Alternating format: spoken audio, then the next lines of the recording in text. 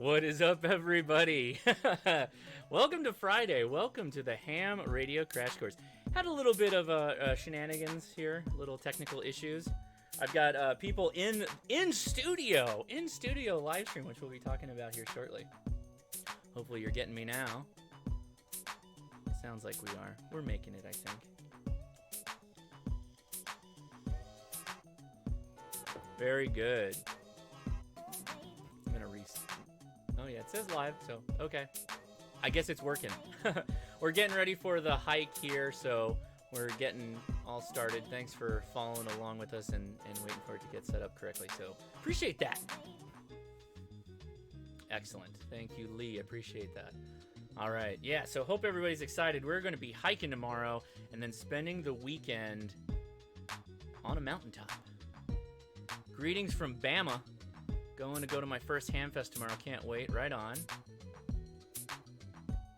Orlando, Florida listening. Hello from New Jersey. Yeah, so we've got a bunch of different chat integrations now. So people on Twitch and people on Discord will be able to comment directly on the same chat, and we'll be able to see it on the live stream. So very good. All right.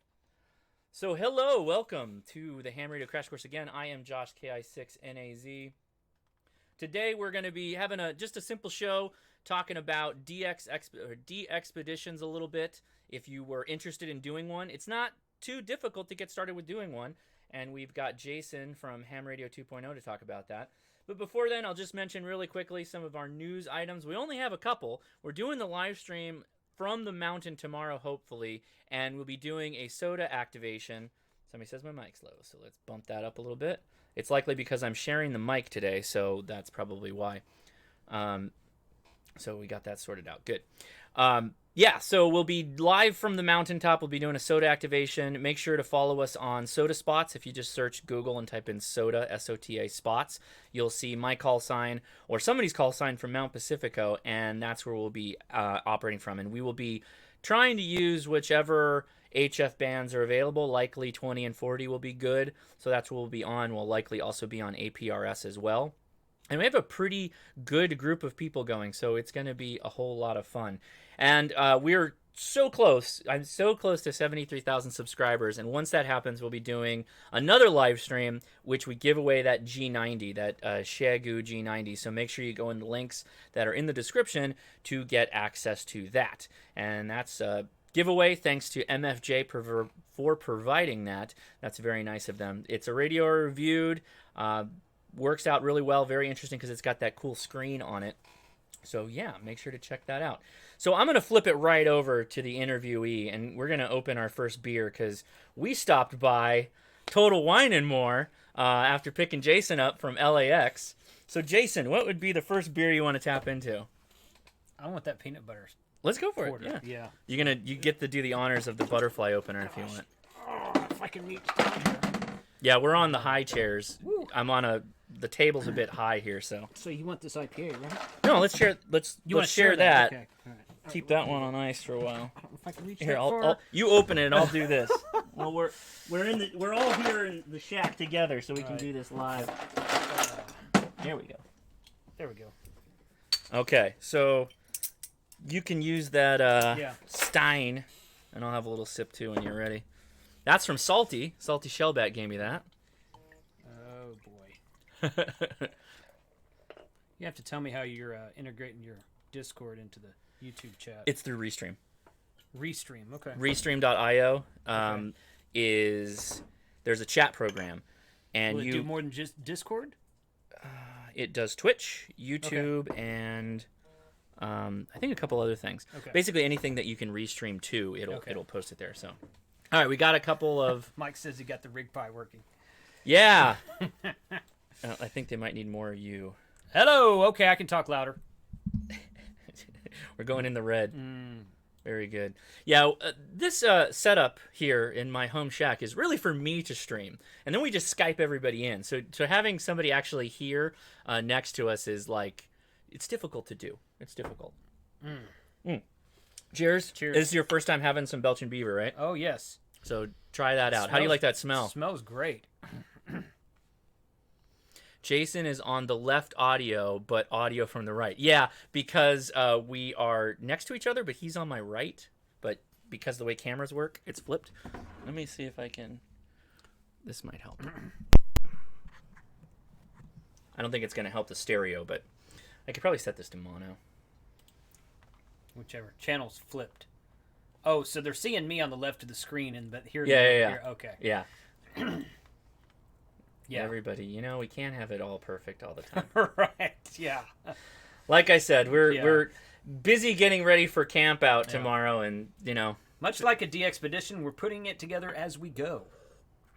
That's right. We're working with the tools we have available. That's right. We're working on a single person stream setup that we're trying to jam to into it. Thanks.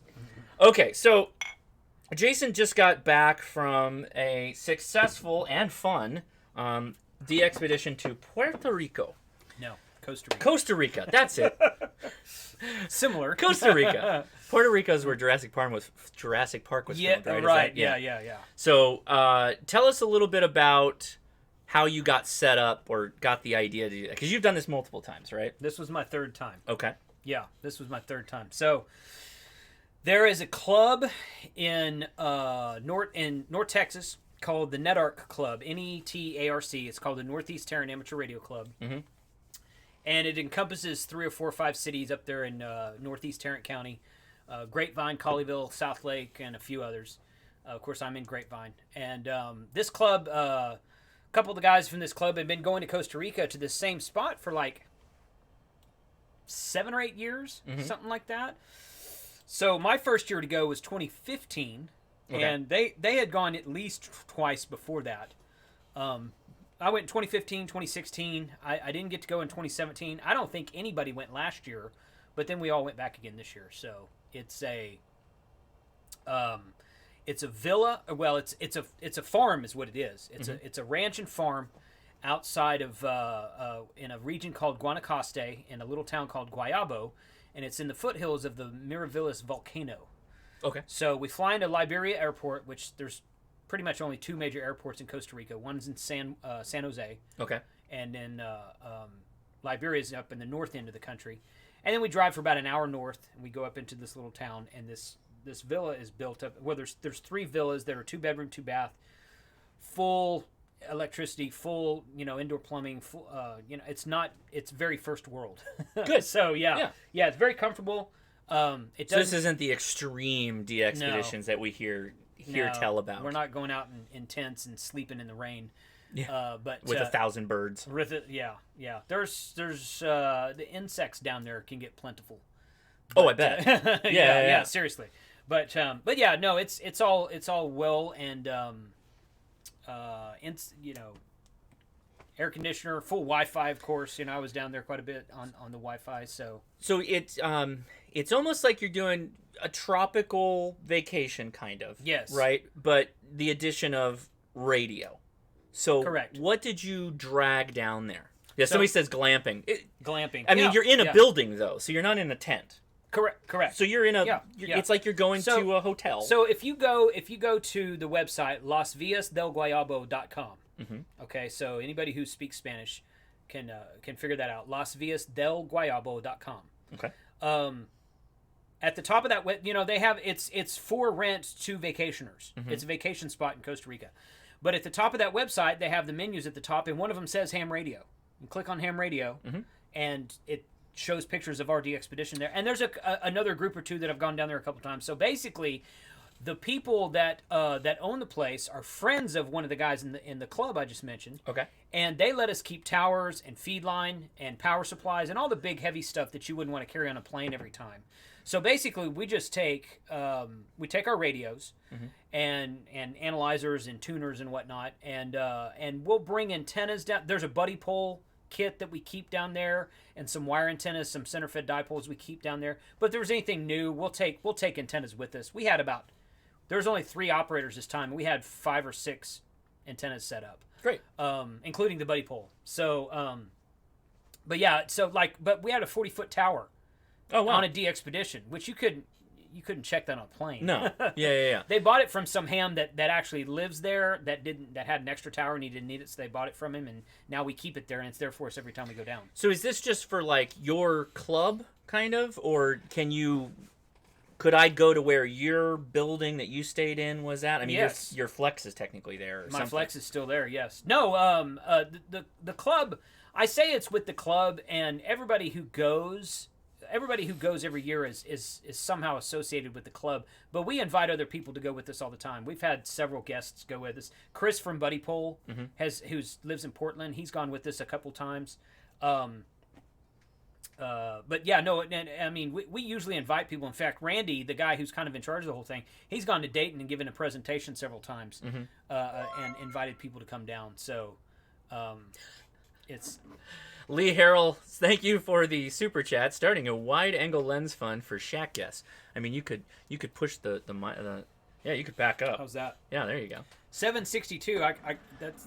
That number means something different to me, but I'm from Texas. It's in bullets. That is a number for bullets. I'm from Texas, though, yeah, so. yeah. Anyway, thank you, Lee. But yes, it's so we go down there and set up, and I tell you what, being so much closer to the equator, it's a different band opening, different world, different everything down there. Because you were saying 10 meters is nonstop almost during the 10 day. meters was, well, we didn't really hear a lot on 10 meters this time, except during the contest. Okay. During the CQ Worldwide Single Sideband Contest, 10 meters was booming in from South America. Worked a lot of good stations on South America. Worked Cuba. Worked Hawaii. Hawaii was booming in on 10 meters. And I was telling people in my Discord channel, I was like, you guys get on 10 meters, it's open. And people in Texas were like, we can't hear what you're talking about. Right, so you're not there. Yeah, you're I wasn't not there. So, but so you go down there with your radio. So you're not carrying much else in addition than your clothes and the stuff you'd be not much going on vacation not with. Much, So you're dragging yeah. a radio. Yeah. Any issues going through TSA with the radio or anything like that? TSA, no. TSA's pretty easy. Well, coming back in, sometimes they want to check your bag. Sure. Not a big deal. The biggest issue is going into Costa Rica. They don't like you to bring in over a certain dollar amount worth of equipment. Oh. So why is that? I don't know. They think you're going to sell it, maybe. I don't know. And devalue the market? Yeah. Well, you can't buy ham radios in Costa Rica. There's no retailer down there. So, but they don't know what ham radio is. They just know it's electronic equipment. Right. Everything's to CB down there. Right. Yeah, that's true. Yeah. But you have to go. We did go to the TSA, and we got a form. There's a number on it. It's a Customs and Bureau something form 1502 or something like that. That basically says, hey, we bought this equipment in the United States. Right. So that when we leave the United States with the equipment and then bring it back, they want to make sure that we're not importing equipment from elsewhere. Got it. So we got this form, and it's free. You just fill out the form. You go down there. You get them to sign it. They check this. Sometimes they check the serial numbers on your equipment. Sometimes they don't. But then they just sign. And then you have the form when you come back into the country. They're like, "Well, where'd you get all this equipment?" "Oh, here's my form. I took it with me." Right. "Oh, okay." And they're It's pretty. And you're not easy. bringing a flat worth of equipment. No, it's just a radio or two or whatever. Yeah, it's just basically just a rollerbird bag usually. So then they've got a couple of these villas. Yes. And you can rent them. Yes. You said how much about a night? They're about $50 a night per person. American $50. Yeah, American. Yeah. And $50 a night per person. You can rent 4-wheelers. You can go horseback riding. You can there's a on the property you can rent 4-wheelers and go horseback riding. You can off the property, not too far away. You can go zip lining and you can go river rafting. Oh, cool. Down there, and a couple of the people who came down with Randy this time, some of his friends came. They're not hams. They all went out and did that kind of stuff. So what's the antenna scene like there? You said there's a buddy pole down there, but do you generally have to bring your own antennas, or? Generally, we do, just because we're always interested in trying out new antennas when we go down there. So the buddy pole is just like a single single dipole antenna. Okay. There's been a couple times we've had dual element beams. This time all we had was wires. We had a 20 meter center fed dipole. We had a end fed dipole which we hung kind of an inverted in a sloper, which the end fed was on the ground and the top was at the top of the tower. Yeah, you were talking about that. Yeah. And that worked out pretty well? Yeah. Nice. Yeah, and that one you can tune that one. You can easier tune that one to multi-band. Okay. And then we had 106. Somebody had left a 160 meter off center fed dipole down there. Ooh, cool. And we put that up, and there's room to put it up, but we didn't put it up where we had the tower. We hung the apex from the tower. Right. And we hung we should have hung the long leg this way and the short leg that way, but we did it backwards. So the long leg went out to the edge of the property, and then we had to kind of turn it. So it worked, yeah, sure. but it was very compromised. So next time we'll do that one a little bit differently. Okay. I've taken a vertical out there a couple times and worked 10, 15, and 20 meters on a vertical. That works well. So that kind of stuff.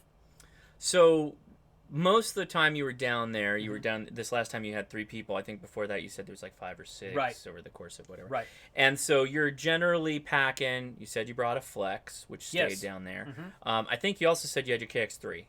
I took my KX3, yes. You didn't end up using it that much. I didn't use it, no. So you would primarily recommend a 100 watt radio. Yeah, in fact, we're talking about when we go back, we're probably going to go back in the spring. And Rob's in the chat. And we're talking about taking a KPA 500 with us. Nice. So to do Sure. There's technically not a legal limit on power down there. So fun. In fact, the last time I went down in 2016, this was back when 630 meters was still very experimental. You had to have a special license to operate it in the United States. Right. You don't have to have that down there. So we had an inverter or a transverter, and we had this matching unit that one of the guys built, and we went and bought 1,000-foot roll of fence wire.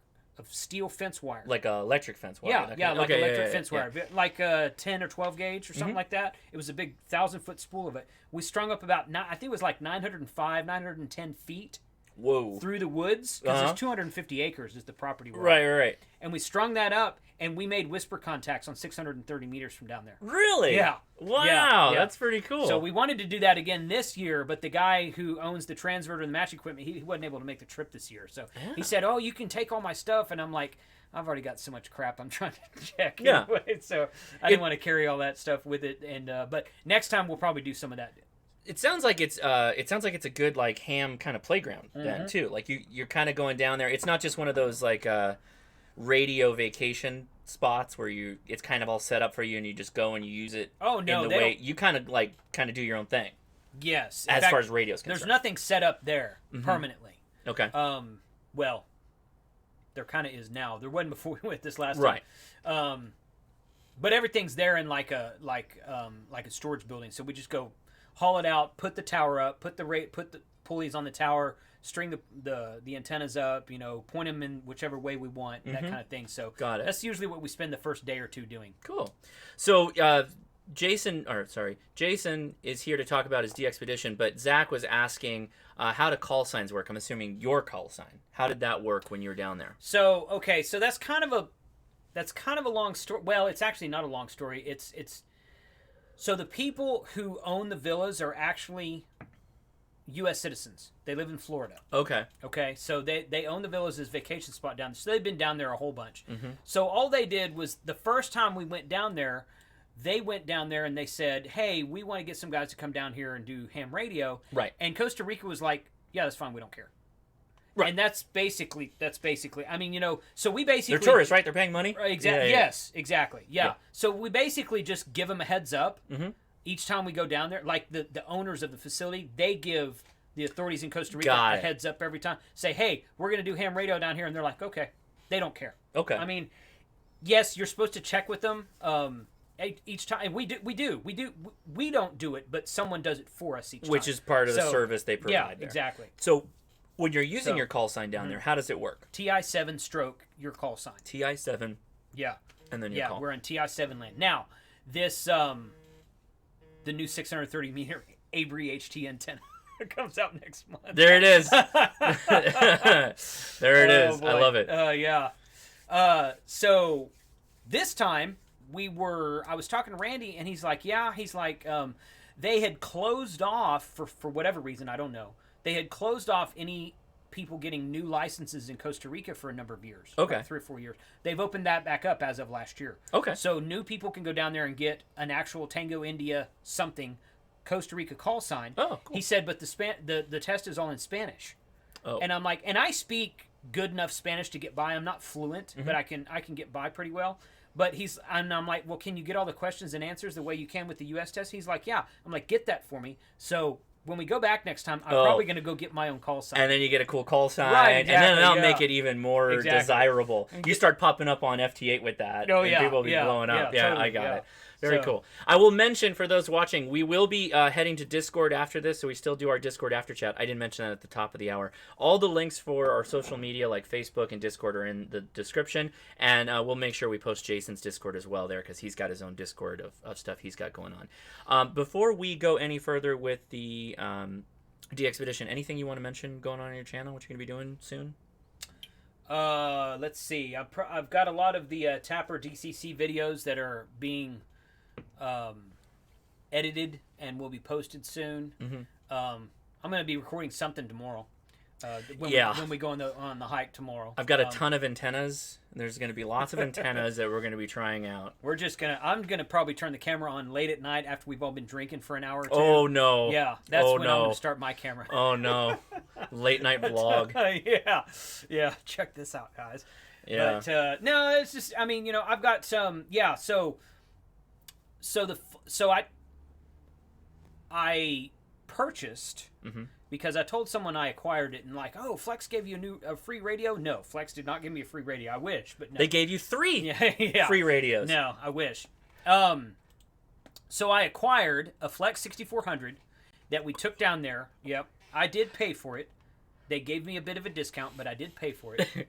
And I'm just giving you a hard time. I know, it's okay. Everybody does it. We took it down there. We set it up. We tinkered around with the SmartLink account while we were there. And we got it to work and everything. And I left it on an Elenco power supply that has an auto power on feature on it. Cool. And we set it up on a 20-meter center-fed dipole in one of the villas. Okay. That dipole is hung in a sloper fashion. So basically what it is, it's on the top of a tower where they get their internet, and then the center part's here, and then the other end of the dipole's here, and the coax is coming down at a 90-degree angle. Yeah, so the center connector's in the middle. So correct. Yeah. So and it's pointed back towards the United States. Oh, okay. I was going to ask you, does that help give you some kind of boost? It does. It does. I mean, I still work a lot of South American stations with it. Really? Okay. No problem. Sure. But yeah, it's kind of pointed back this way. We left it down there, and we've all been. And I told the guys I was going to do this, and they're like, "Yeah, okay, that's fine." Well, as soon as we got back here, and I was showing it, they're like, "Oh, this is cool." So now you can download and install Windows Smart SDR software from the Flex Radio website for free. Okay. They don't charge for their software. So you can download and install that, and then I had the guys do this that went with me, and they logged into it, and they're using FT8 as Tango India 7-stroke their call sign. Okay, so that was going to be my following question. Keep going. Yeah. Yeah, so I'm using Tango India 7-stroke KC5 HWB. There's Tango India 7-stroke Whiskey 5 Alpha Papa. There's Whiskey Alpha 0 Delta. Those are the 3 of us right now. And as soon as we got back here and they were seeing how well the system was working, they're like, "Hey, we're gonna share the cost of the radio with you." So, oh, nice. I'm like, yeah, that's cool. So now we're talking about going back down there in the spring, taking because the Flex will take 2 antennas. We've only got 1 on it right now. Nice. So we're talking about getting another antenna, something that, because 20 meters is great, but like 6, 7 p.m. at nighttime, it dies. Yeah. So we can't really use the radio's not useful at night right now. So we're gonna want that 40 action. Yeah, probably gonna do some sort of in-fed something. Okay. We're talking about eventually setting up a tower down there with a rotor and a beam on it that we can remote control. Get it all wired. I guess you can do that through the Maestro or through the software. Yeah, you can do that through the software. Yeah, you can do the software. You can use M1MM for rotor control. Oh, sure. Yeah. Okay. Stuff like that. There's a number of ways to do that. And I guess they have the network there. You don't have any internet problems. There's no latency. There was question about that before we did it. And I said, guys, I'm going to go ahead and do this just because I want to try it. Right. And they said that the network there is supposed to be 10 megabytes up and down. So it's kind of like an ISDN. Yeah, something like that. It's probably that. an ISDN exactly. Yeah, That's probably what the backbone is. So, And we were getting about between 8 and 9 up and down the whole time. And we've had 0 issues. We've had more issues with power. Sometimes the power will blip down there. Ooh. And the everything goes down, and then it comes back up. Our antenna blew down a couple days ago, so we emailed the guys down there. Oh, that's good. Yeah. There's so ranch hands there's that a guy work there. Yeah, okay. There's ranch hands that work there full time. They know nothing about radio. But Right. we said, hey, go look at this. And they sent us a picture of it. Yep, that's the problem. So they fixed it for it. It was just a wire, so it was easy to fix. But no, the internet has been zero problems at all so far. It's kind of like you're always on DXpedition then, because you can just connect to the Flex Right. and you're back. Yep. You're back in Costa Rica. That's pretty cool. That's it. Yep. So since you've done this 3 times now and you kind of getting the feel for it, what are some of the lessons learned that you've had in this whole process, or things you would tell people, even if they're not thinking about Costa Rica specifically, but if they're thinking about taking a ham radio, particularly like a 100-watt, a decent size radio, because KX2, KX3, that can just fit in your bag. And nobody knows. Yeah, nobody knows. But if you're going with some more bigger equipment, what would you say? Well, check with the TSA first and go get that form. And if anybody wants to, you could probably Google it. The form number, it's like 4602 or 5602 or something like that, and I can find it for you. I don't have it memorized, but fill out that form. Take your equipment by the TSA office and get them to, or the Customs and Import office, and get them to just verify your equipment, because I got burned on. I didn't get burned, but the first time we went down there, none of us had any issues at all. Okay. And no one told me about this form.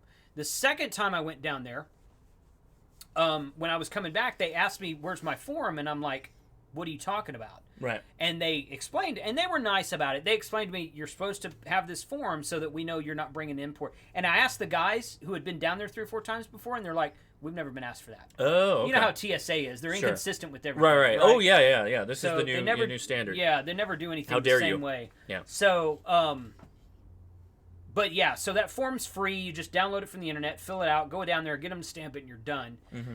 The other thing I would say is when you're taking stuff out of the country, and I learned this time actually. I took this big box that was this tall. It had my tripod in it, and then I had a bunch of other stuff stuffed in it. But it was a cardboard box. That throws a bunch of red flags. It's a cardboard box. Oh my God, what do you got in there? So if I would have had everything in like just a big rollerboard suitcase, they wouldn't look twice at me. Right. But since it's a cardboard box, they're like. Right. What is that exactly? So what did you put the Flex in? I kept it in the box it came in, And which just was a carried it? cardboard box. No, I checked it on the plane. Really? Yeah. And no problem? No, because they ship them that way. Oh, okay. Yeah. So when you get the Flex they ship in this. They've got the styrofoam covering around the radio, and then plastic around it, and then inside of a box, and then inside of another box, and it's double boxed, and that's how they ship it to you. I just took I received the radio like 3 or 4 days before we left, and I took it to the TSA office. So I opened up the box, right, so they could verify the serial number, and then I taped it all back up, and I just checked that box, on the flight, because the outer box has no markings on it. Right, and you said it's for shipping, so it's like a shipped box. Yeah, that and makes sense. It was fine. I'm gonna grab another beer. Are you ready for trying the next one? Yep. Okay. No, I've still got a little bit left. Okay. So yeah, I'm gonna pull this one out, but keep going with some lessons learned or anything else you might. So Randy, he said that. Those. The alpha frequency. Yeah. We saw this at Total Wine & More, so we had to get that. That's pretty good. It's an India Pale Ale, though. They were just talking about it in the stream that people are happy to see IPAs kind of starting to wane in popularity. Yeah. California, it has not waned at all. Texas hasn't either, honestly. But at the same time, California still has a lot of good beers that are not IPAs. So can I get the opener? Oh, yeah. Okay, sorry. So continue. So, where was I going with that? Yeah, sorry, I'm distracting you. So I had the cardboard box. Oh, Randy, one of the guys that went with us, he's like, what I did, you seen those big, huge rollerboard suitcases that you can't possibly put over in an overhead? You have to check it. They're like this tall and this wide. They're like huge. Like for studio equipment, or I guess, but it's just like the plastic Apache boxes or the Pelican boxes. Well, no, it's not a Pelican. It's like a rollerboard suitcase. It's just bigger than what would fit in an overhead bin. Okay. So apparently, Randy said he went down to the Goodwill office, the Goodwill store, and he picked up a couple of those for like $5 a pop. There So you go. I'm like, That's what I should have done. Because they're probably too big to be convenient. Right. Nobody wants to carry them, so they're like, get rid of this stuff. Yeah, there's no way you could ever carry on something like that. It has to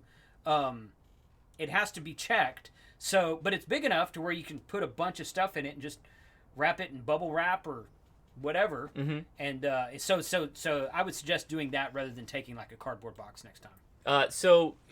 Is it a TSA form or a customs form? It was a TSA customs form.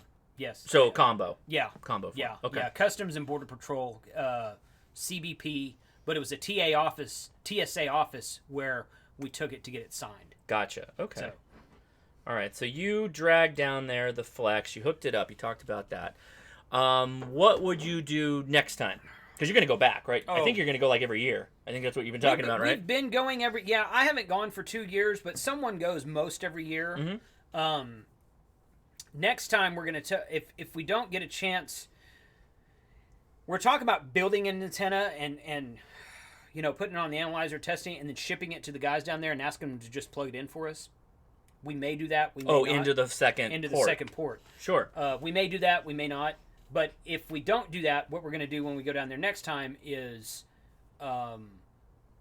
take a second antenna, mm-hmm. perhaps put up a permanent tower. We've talked about getting an amp. Okay. We might do that. We've talked about bringing a second radio. Mm-hmm. If we're going to all share the cost of this first radio, then all 3 or 4 of us might go in for a second radio and take it down there. So that because right now we're all logging in at the same time, stepping on each other, trying to work FT8. Yeah. So, and the flex radio will let 2 operators work at one time.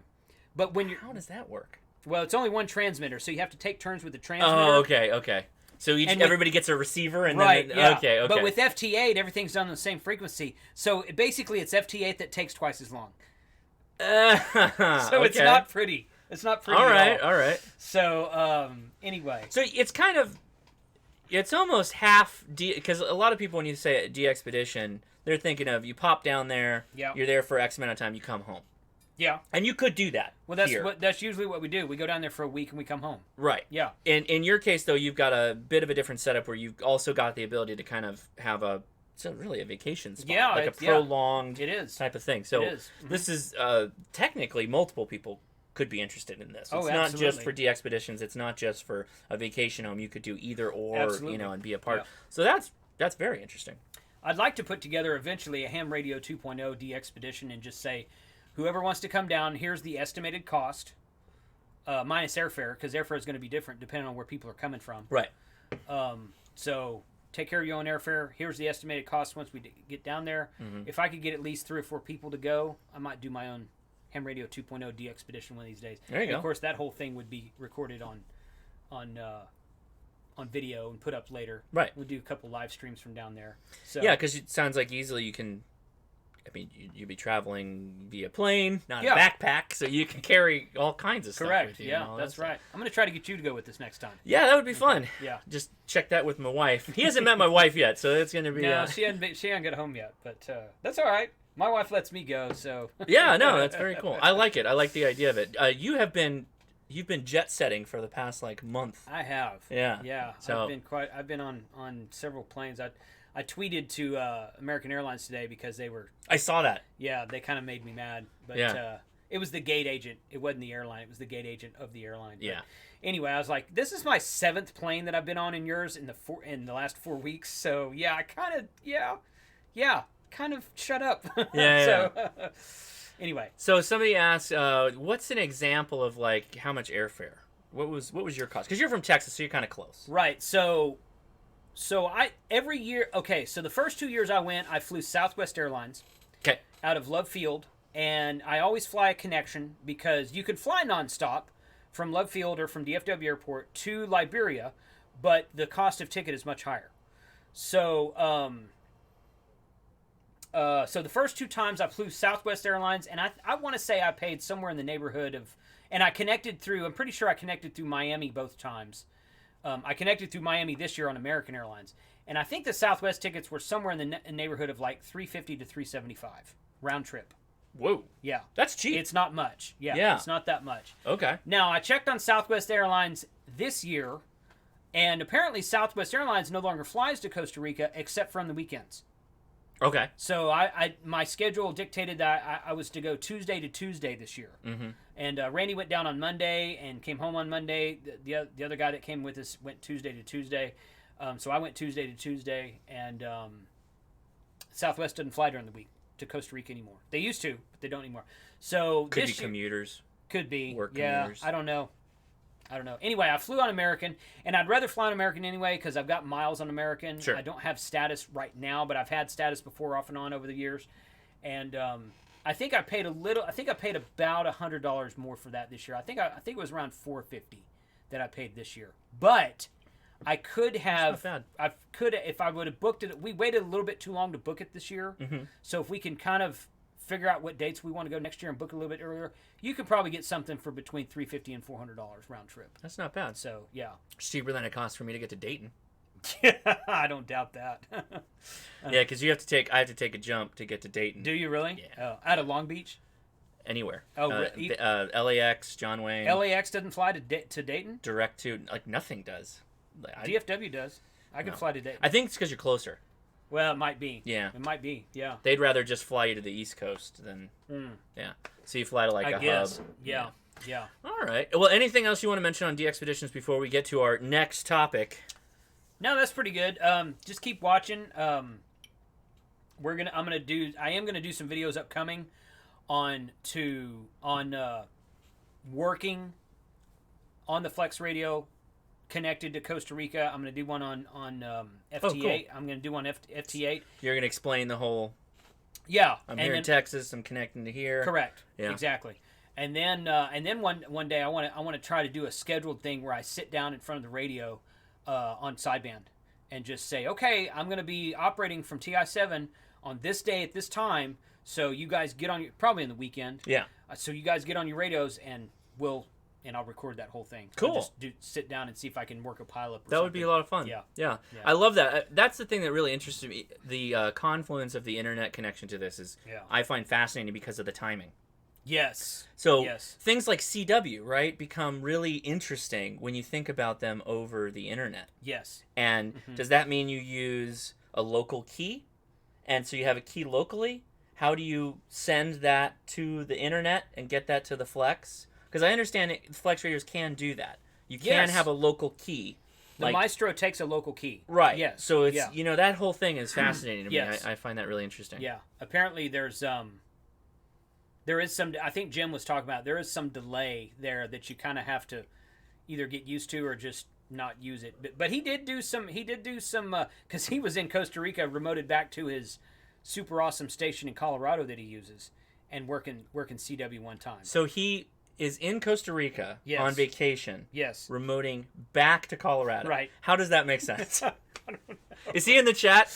No, I doubt he's in the chat. No, But anyway, That's but pretty I mean, good. he worked Costa Rica most of the time, but he worked remoted back into his Colorado station because he's got a house in Colorado in the mountains, 1,200 feet up the mountain with a 45G Roan tower that's like 65 feet with one of those awesome stepper motorized antennas that has the elements, and a Flex radio with their Power Genius That's like- Legal Lemon amplifier. yeah.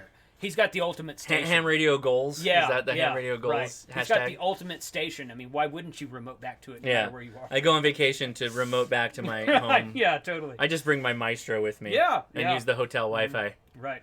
All right, so the other topic for today is negativity in ham radio. Now, Oh, this yes. is unrelated to DXpeditions, Yes. although people get butthurt about DXpeditions too, I imagine, in some cases. There's a ton of that, actually, I think, but we're not talking necessarily about that. So I have found, and I don't think it's necessarily some kind of special trend, but it seems like there are some extra salty individuals in amateur radio.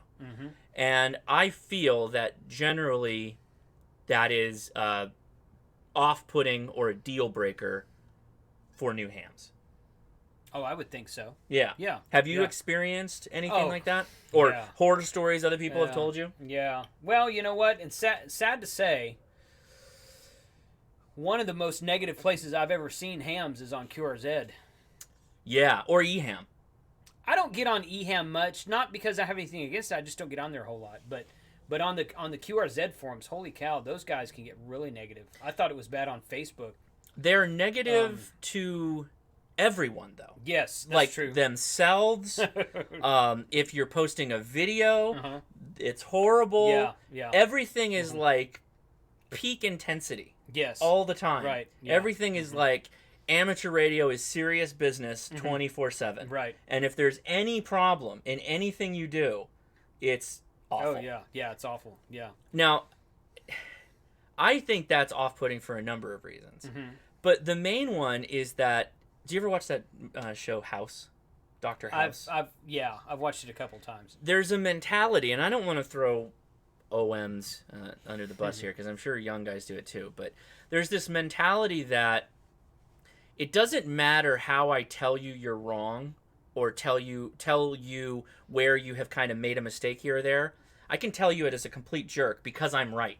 Yes. Because I'm factually correct, I can be the biggest jerk to you. And oh, by the way, listen to me because I'm an extra or I've been a ham for a long time. I find that to be the part that is the most repellent, right? Yeah. When you look at stuff like that. Because I don't feel like you're ever really finding a common ground. Like, I don't think people are learning anything by it. They're automatically put in the defensive. Yeah. And then it turns into this, well, nobody's learned anything. No. Yeah. Yeah. You know, everybody's a keyboard Rambo these days. Everybody wants to. And, you know, some operators will get on the air and they say stuff like that. I mean, listen to 14.313 any day of the week. You know? Like, we were driving home. We were driving home, yeah. I heard the craziest rant from somebody. He was talking about QRZ, actually. Was he? He was a crazy ranter, wouldn't give his call sign, and was talking all kinds of mess about America, you know, all this stuff. And then also, QRZ is, you know, the people who own it. A lot of mention of homosexuals in a derogatory manner on the bands. Yeah. Yeah, it's just the... How do you... So when people experience that, let's say they're a new ham, what do you tell them to do? Do you... Well, I don't think I've ever had a new ham ask me that question, but I'd probably just say, you know, just... there's as many diverse ham radio operators out there as there are on everything else in the world. You know, there's and a just bug that's been bothering me all stream. It's flying right around here somewhere. And I would say just ignore people like that because not everyone's like that. You know, it's like, you know, I tell people I say often on my show, I talk about how I have a love-hate relationship with Facebook. I love to hate Facebook. Right. That's basically it. And most of that is because of all the negativity on Facebook, just about everything. Just about everything. I think they ought to create a new sect of Facebook and call it Political Book. And then everybody who wants to talk about politics can go over there from both the right or the left side, doesn't matter. And they can all just yell at each other and never get anything done. Right. And leave the rest of us alone. So if you like if you're on regular Facebook and you post anything political, you just automatically get sucked into this. Yeah, it's this just like other like port forwarding. So, yeah. So I think you kind of tapped on what I tell people is that you just spin the dial, get away from it. Yeah, just get away from it. Because once it's just like trolls on the internet, right? It's just like every bad comment you get on YouTube, right? Right. If you engage it, it just goes further from there. Right. Right. It just becomes more of a problem. Right. I brought it up just because there seems to be like extra salty time. Yeah. On Facebook, on YouTube, all over the place. And I just kind of remind people that everything you're doing, right, you're a steward of the hobby. Right.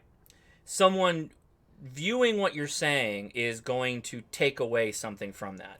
And likely, if they're new, it could be very negative to the point that they put the radio down and never pick it up again. Correct. Right? Yes. And the same thing I say to, like, clubs, like a ham radio club. Right. If they're only about one very specific thing, then they never will draw on people with outside interest because they're so focused on this one thing. Yeah. And they may not be positive about it, but they're definitely not trying to foster any kind of knowledge, right? Yeah. Yeah, because one of the things you always hear at these ham radio clubs is how do we get more people interested in ham radio? How do we get younger people interested in ham radio? Well, one way is stop alienating them. Right. You know, stop, you know, say, oh, well, DMR's not real radio. Fusion's not real radio. You need to get on HF and learn CW. Yeah, it's always like a it's like you got to achieve some superhero status, Right, to be considered real. Yeah, And exactly. That's such a it's like a poor negativity thing that just makes the whole hobby kind of suffer. Right. Correct. Particularly new people. Yeah. Yeah. So. Yeah. Totally. That's you ready right. for trying this? I'm really curious what Jason thinks about this. By the Okay. way, we're on this Acoustic Ales, which is from San Diego, California, and this is Acoustic Ales Alpha Frequency, which I think is pretty funny. Alpha is an amp manufacturer, and they've got this big. How big would that tower be if it was actually on the planet Earth? Wow. Okay, No doubt. so Okay. this is an IPA. Okay. That's what I want to say. Yeah. Before you taste this. Yeah. I gotta check my Untapped and. Oh yeah, he's on Untapped, guys. Untapped. TX Brewcrafters on Untapped. Yeah, I believe I'm Hashnasi on Untapped. Yeah, I think you are. Yeah. What was that last one? The peanut butter one. Belching Beaver Peanut Butter Milk Stout. Belching Beaver. Another good San Diego brewery. Probably one of the best. There it is. One of the best peanut butter milk stouts available. It was good. I think there's one in Texas that's a touch better, but it was very good. It was very good. A lot of head on this thing though. There's it pours really heavy, no matter how you pour it. Really. I really had it at an angle, and it still. Maybe it's getting a little bit warm. Yeah. No, it feels pretty cold. I'm curious what you think about that. Okay. So we're about 10 minutes out. Guys, we're not doing any giveaways or anything like that. We're going to do the big giveaway once I hit 73,000. We'll be doing the live stream, hopefully from the summit tomorrow. If not, we're going to be recording a ton of videos and doing hopefully a ton of contacts. Yes. We'll figure out a way to get multiple radios operating at the same time, which is going to be tricky because there's going to be a lot of antennas up there. But what I'm going to do is I'm going to open up the call-in channel here and make it so you can actually see it. That would be helpful. I'm going to try to do some FT8 from the summit tomorrow. What are you bringing to do FT8? My Surface laptop. It weighs like a half a pound. So what's your base weight? I don't know. Did you weigh it? Nope. Do you want to weigh it? Probably. Or maybe not, just so you don't psych yourself out. Maybe I just don't know. Yeah, maybe it's just better not to know. Maybe it's better. So that's the number if you want to call in and ask a question. It could be about DXpeditions. I keep saying DX engineering. DX engineering. Yeah. Or any experience you had negativity-wise on amateur radio would be fine too. I've got to pull up my free conference calling. Oh, I've got a call. There you go. That was easy. Justin, WD8HSD. Are you there? I can't hear him. Justin?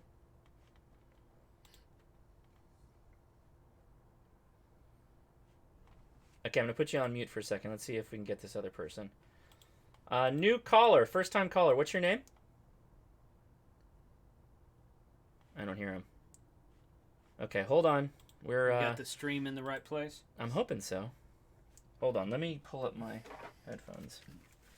Are you there? Nope. Left. Are you there, new caller? Okay, hold tight. We'll entertain them, Jason, while I try and figure this out. You know what? For an IPA, maybe it's just because I had that peanut butter milk stout. For an IPA, that's not bad. But it's weird, right? It's not hoppy. It's what's the word? It's carbonated. Yeah. It's very carbonated, but it's not very hoppy. Okay. Can you hear me, caller? Not there. Okay, I'm going to put you on hold again. I know Jason works, or Justin. Justin, are you there? Hello. Oh. No, there he is. Just can't hear you. Your OBS settings are something blocking your call. I hear you just fine. Can you hear me?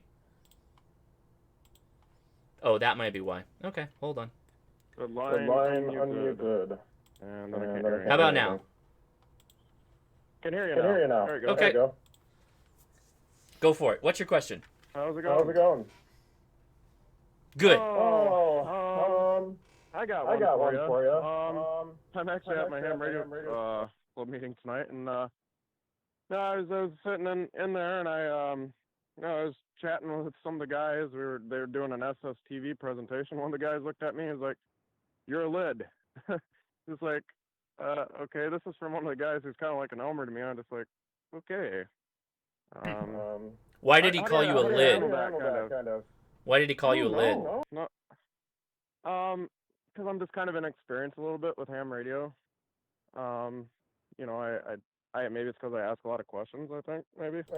But did you do something to make him say that? Being inexperienced does not make you a lid. Yeah, that's usually the opposite, right? Is you got to know something it was nefarious. Did No, it he? was kind of out of the blue. So Was he joking? How do you deal with that? No. Was he just joking? No, it's kind of. No, I don't think so. Doesn't know what a lid is. Sounds to me. Yeah, maybe ask him what he thinks a lid is. Yeah, it's yeah. I agree about the negativity. It's just like that, and it's like I don't know. Just this is just my opinion. Again, it's just my opinion, but I do kind of know this individual. He's I don't know. He's kind of older than me. You know, I've heard him go off on other topics before, but yeah, I think it's just a lot of these old guys are just, people get old and they get set in their ways, and I mean no offense to anybody by that. That's my personal opinion again, but I think some guys, they just get kind of set in their ways, after so long, and I think that's why people snap off about things, Well, I heard him pipe up about something a few weeks ago. He was like, oh, there's this guy did this to me and that on the radio. I'm not gonna run this and that anymore. Like, oh, it's just the guy who's got his opinion on something, They're just overreacting. So, I mean, without knowing more context, it's kind of hard to give you a reason why he calls you a lid. I don't really know. That's the truth of it. It sounds like you're not doing anything to be called a lid. Maybe he doesn't understand what a lid is, so maybe you should ask him what he thinks it is. But clarify. Yeah. Sometimes it could just be a lid. Lid could mean a young amateur radio operator down there. I don't know. Yeah. Okay, well, thank you for the call there. Yeah. Okay, cool. I'll talk to you later. See ya. Yeah, we'll talk. New caller. What's your name? Hey, Josh, it's Ethan.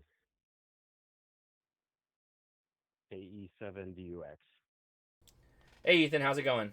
Oh, good. No, I was just typing out a super chat, and it was going up in price, $5, $10, $15, $20, and so I decided to call in.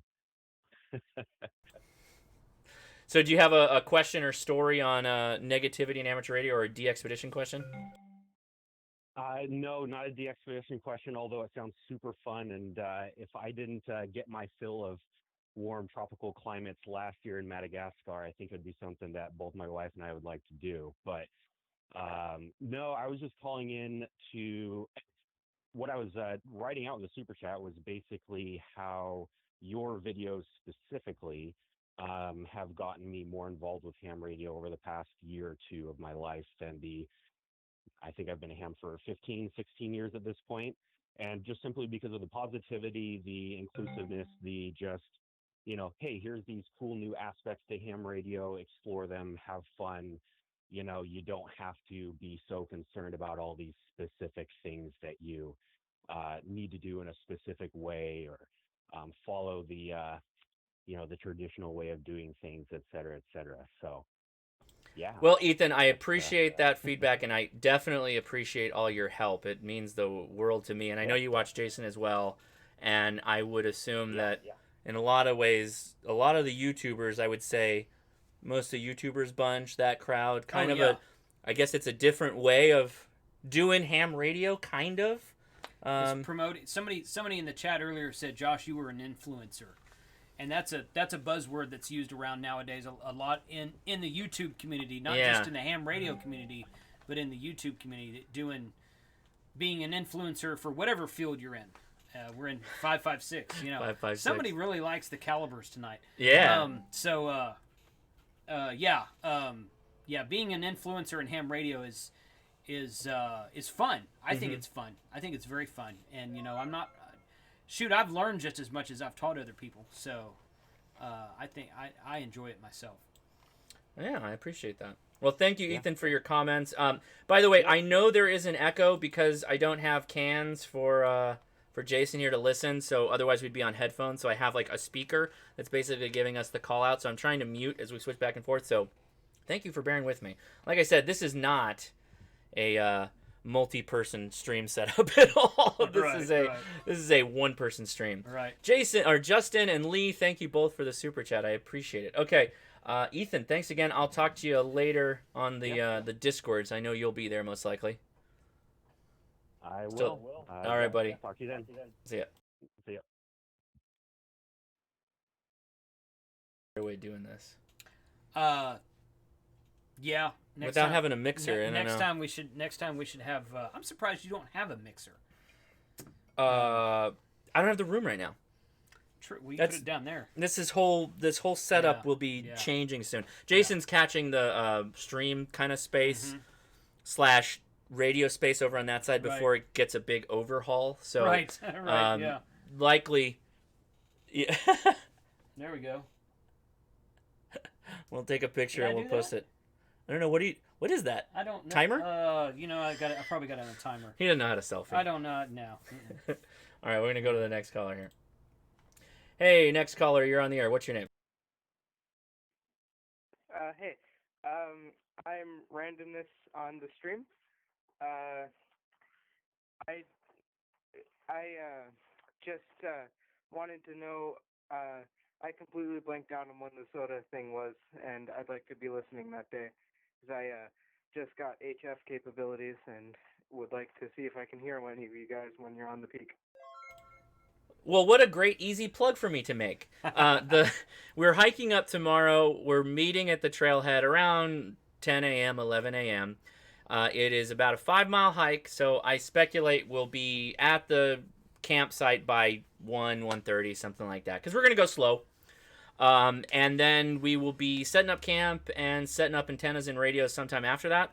So we will likely be on the air 2-3 o'clock Pacific Standard Time, and we will be operating through the night. That is the plan. So now we got 308 and 228. And then in Sunday, so SOTA works on a day cycle, 24-hour day cycle. So you can activate the same peak twice if you pass the 24-hour period. So we will activate Saturday, and then we'll do another activation on Sunday. So you can get 12 points, potentially. It's a 6-point mountain. And we will be on, the campsite is right next to the mountain marker. So we are literally on the mountain within the SOTA space of 100 vertical feet, basically, is how that works. Awesome. So for people asking what frequency, so you need to follow us on SOTA. So if you look up SOTA Spots, SOTA, SOTA Spots. I don't have the frequency off the top of my head. I could look it up really quick. In fact, I'll probably do that. Do you have a frequency plan for us? No, because like I was explaining, if somebody's on your frequency, you're done. Yeah. Okay. So what generally happens is you go up on the mountain, you scan around, you find a frequency, and then you make sure nobody's on it.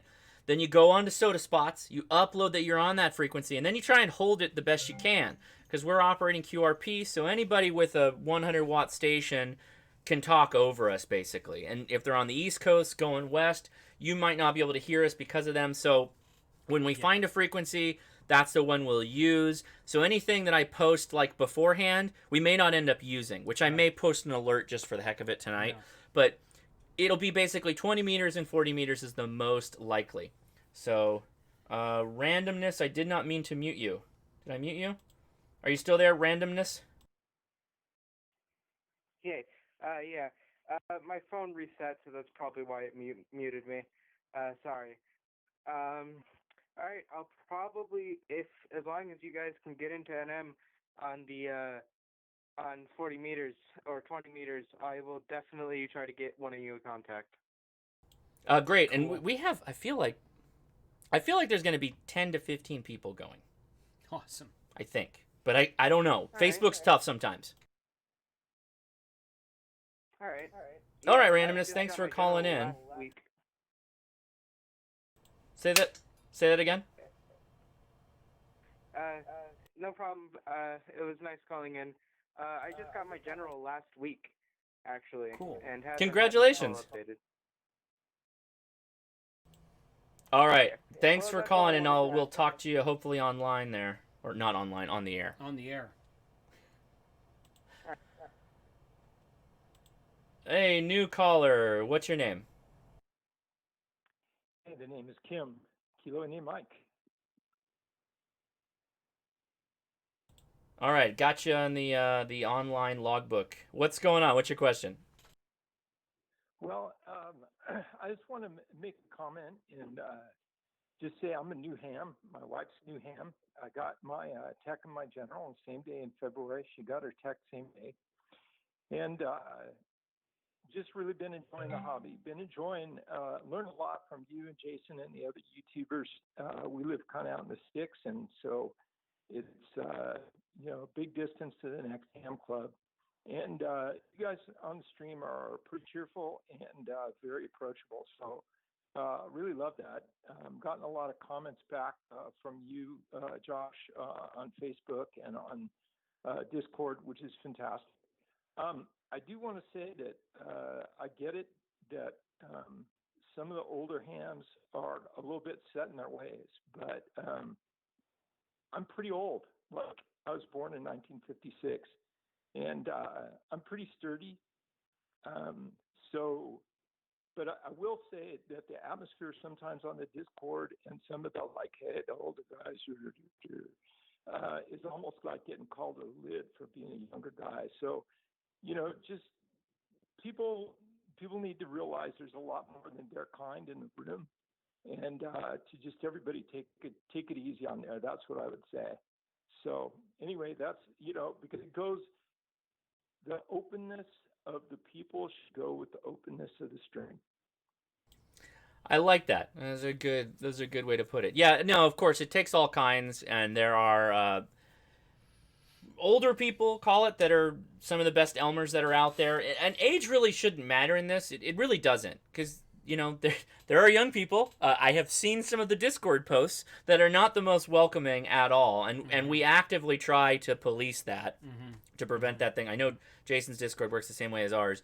I want it to be an inclusive space. I want people to feel like they can ask a question, even if it's what some people would consider a dumb question. I don't really view it as a dumb question generally, unless you're being a jerk about it. But there's no well.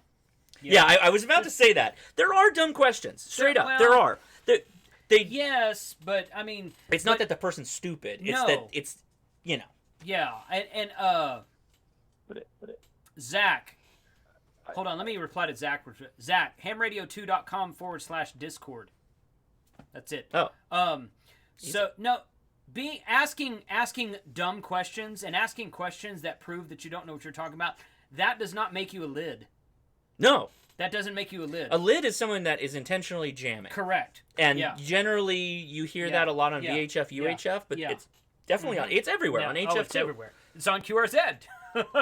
Every a time, lot of lids on QRZ. I'll tell you a prime example of the lids that really bug me. You're on HF. There's somebody that you want to talk to. They're having a nice little QSO, and there's that dude in the background that's just whistling. Yeah. He's already tuned up that transceiver. Or tuning up. Well, but you know that it can't take him that long to tune up a transceiver. Right. And you just hear whistling over and over and over and over. And I'm like, you are not tuning up anymore. No. But yeah. So it takes all kinds. And I guess the big thing is if you don't like it, spin the dial. Right. Or reach out to our admins and make sure you say something on that side. But more often than not, I would say we're probably talking about some of the other social spaces. There are other Facebook groups that will remain nameless and other websites that we already mentioned, but you get the idea a little bit. Not to throw people under the bus, but I think they deserve it. Oh, yeah. Setting the tone. You guys do a great job setting the tone, and I really appreciate the admins. I've been admin in other kinds of hobbies before. And it's a pretty thankless job, and so they do a great and gracious job. So, anyway, much appreciation for the channel, for the tone, and let's all treat each other well. That's all I have to say, and hope to see you tomorrow on the mountain, KC6ARY. Hey Kim, are you hiking up with us, or are you just going to try and catch us on the air? I'm going to actually do something I don't want to talk about. I may see you at the top. Oh. Maybe he's I got a may see helicopter. that when you guys walk up. Whoa. All right. Maybe he's there right now. Whoa. Nope. Okay. All right. We'll Anyway, say no hope more, to see sir. you guys tomorrow. I'll let someone else talk. Okay. All right, buddy. All right. Take it easy. See ya. Thanks for calling in, man. Well, that's Bye. kind of ominous. That's kind of ominous. So I'm expecting to see a helicopter on top of the mountain tomorrow. Yeah. New caller. What's your name? Hey, my name's Troy. Can you hear me? Hello? Yes, Troy. We can hear you. Go right ahead. Oh, okay. Yeah, it sounds like somebody's gonna drop in by helicopter tomorrow. So, He's a fan man. He's gonna parachute. Yeah. I had an experience shortly after obtaining my license. I got my technician, and a month later, I went back to my general, and I never talked. You still there? Yeah. Go ahead. Oh, we're listening. Oh, I'm sorry. I never talked with my license really until I got my general. And it was rather disappointing when I got on 20 meters, and I was listening in on a conversation, and I tried to communicate. I think they were about it's 2 years ago, so it's hard for me to remember where they were exactly, but I could hear both ends of the conversation, and I tried to let them know I'm listening and to put in, to talk a little bit. And instead, I was recognized as being there. And the guys, when they talked, they would talk for like 20 minutes at a time. And it was my first time on 20 meters with my general license. And so I was all excited. I was going to make these 2 contacts. And so their conversation went on for an hour and a half longer before they gave me a chance. And by the time they gave me a chance, the band closed, and I just can't tell you how disappointed I felt. And the guy realized, I told him it was my first contact with my general license, and then all of a sudden he wanted to talk to me. It's like, oh God, we got to talk to you now. Your first time out here, and then the band closed, and I lost them. I was just so disappointed. So the thing I would say is that happens to me all the time. That happens to Jason all the time. That happens to everybody all the time. People get on there and they, it's their buddies. They talk to them on the air, same time every day on the same frequency. It happens. The best thing you can do is just when there's a break in the action, which, by the way, there's seldom a break in the action. Mm-hmm. A lot of those guys will just go. Yeah. Just key up, give your call, and if they don't respond to it, spin the dial. Yeah. Unless you want to hear them, unless you want to listen to them talk, just spin the dial. Move on. That's what I'd say. There's plenty of people out there talking. I'm going to have a video on that, by the way, coming up on how to get more contacts. But what do you think? Yeah, totally. I was actually listening to some people this morning on the general portion of the 40-meter band. I tell you what, 40 meters, one of my buddies from Discord just texted me saying that 40 meters is wide open on FT8 right now. He's in Texas. Oh, okay. And in Texas for the last several months, 40 meters is just slamming. Like, I'll check into 2 or 3 or 4 nets in the morning before like 11 a.m. or noon. Every morning, 40 meters is just booming. And here lately on FT8 in the evenings, 40 meters has been booming. So I listened to a bunch of guys rag chewing this morning on 40 meters in the extra portion of the band, so I couldn't have joined them anyway. But they just get out there with their friends and they talk every day, which is good. That's a good thing to do. So if you want to participate in something like that, I would say find some people in one of these Discord channels.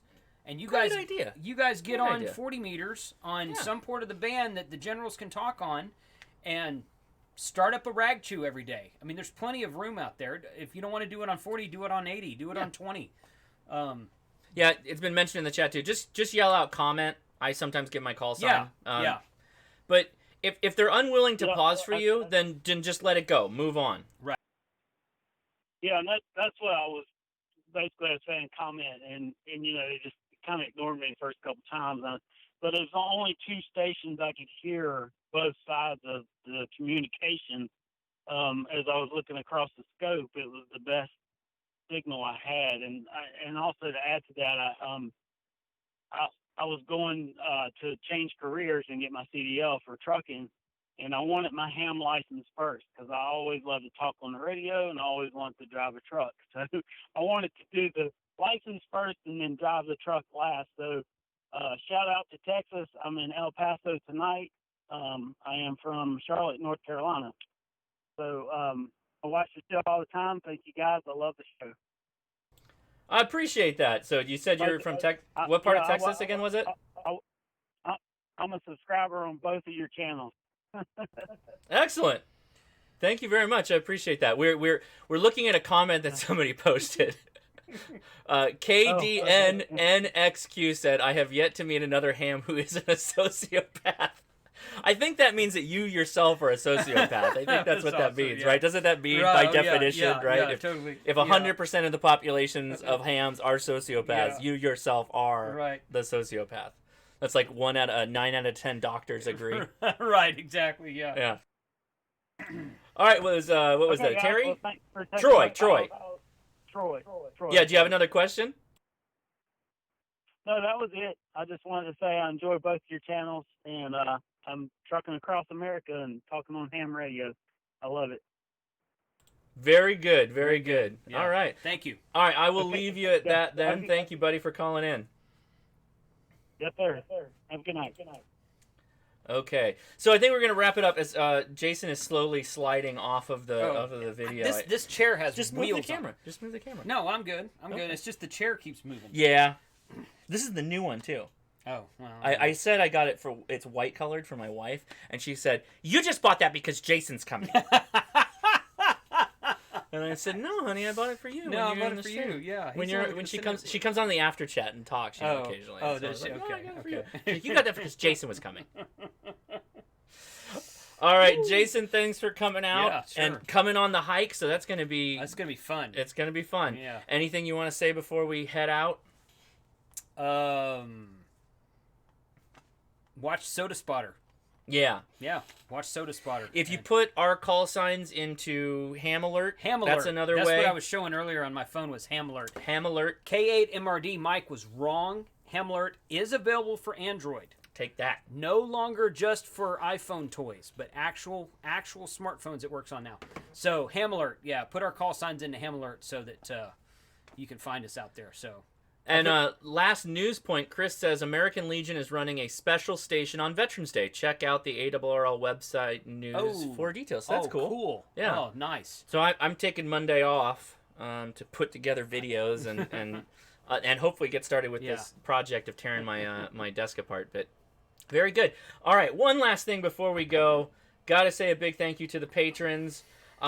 Chris Ebert, Carrie Blackwell, Jason Brown, Jason Siebert, David Dansereau, Danny Miller, Wesley Magyar, Barbara Schrock, Will Ladd, Franklin Lewis, Brad Snyder, Dennis Dunderdale, Garrett Larson, Jonathan Franson, 86DM Dennis, The Wyoming Ham, Randall Hinsley, Evan Hartman. I always do this. I got to switch back to my notes because I know there's a name coming up I can't pronounce correctly. Evan Hartman, Dennis Mickelson, George Gaini, Andy, Kenny Miyamoto, Ron Thorson, Ken Hall, Corey Vuelta, Mr. Mode, David Mays, Davin B. Hedge, Mark Chase, Raymond Cracker, Geraldo Kelso, Rob K8BCR, Lee Harrell, Michael Kearney, Steve Barker, Mark Fields, Corey Sheldon, Brad Nadow, Stephen Hunt, Brian Nosowitz, Connard Carroll, Mike Marusin, Mike Heerly, Herald Carpenter, and the Brew Crew. Are you almost done? We're gonna switch to the next. Okay. Yeah. You want to can you get it in there? Your mug. Give me a cheers there. Okay, cheers. Good. All Thanks right. for hopping on. So we got one more. Because we got some new names. Ian Webb, Sean Bales, James Barrett. Okay, here we go. Every week, I try to do better at this. Dragetivith.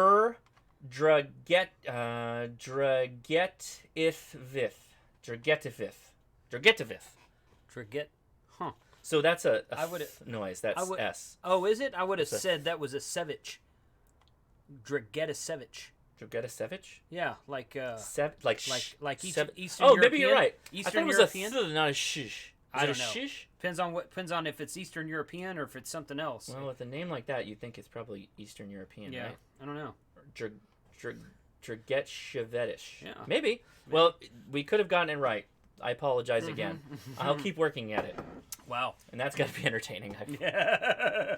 Chad Newton, Rob Zarge, John Molnar, Stephen Hunter, Justin Rao, Stephen Carduz, Brian Fairbanks, Richard Smith, Hercules, KC1, LZR, and Mike Zaret. All right. We're heading over to the Discord. We're going to hang out for a little while because we do need to go to bed because we're going to try and get out of here a little bit early to make it to the trailhead. Correct. So if you're hiking with us, go to the Facebook page, go to the events, check out the links. They're all there. It is not, if you're in the California area, it's not that difficult to get to the trail marker. I'm told by KG6HQD that you don't need an adventure pass because we're not parked in a services area. Oh. It's not a parking lot. It's just a turnout with a path. So there's no, okay. But at the same time, I'm still going to bring mine just to be on the safe side. We're going to aim to be there 10 a.m. to 11 a.m. So if you're hiking with us, wait till we get there. We will be listening on 146.520 and 146.530. That will be the talk-in chat for the people that are there, and then we'll be taking calls for 520 as you're coming up the mountain to the trailhead. So make sure to hit us up on that side. Bring water. Right. Bring water, pack light. Yes. That would be my advice. Yep. I will have water and Gatorade, but that'll be it. Oh, also gas. So I'm bringing extra canisters of fuel, but we're not going to need a lot. So, okay. That will do it. Get ready, hopefully, for some fun very soon. Should be fun. Yeah. Okay. Should be fun. All right. Yeah, I should go back to you here. So that's okay. Thanks again, Jason. Thank you. Thanks for having me. This was fun. Yeah, let's go to Discord and we'll talk to you over there, guys. See ya.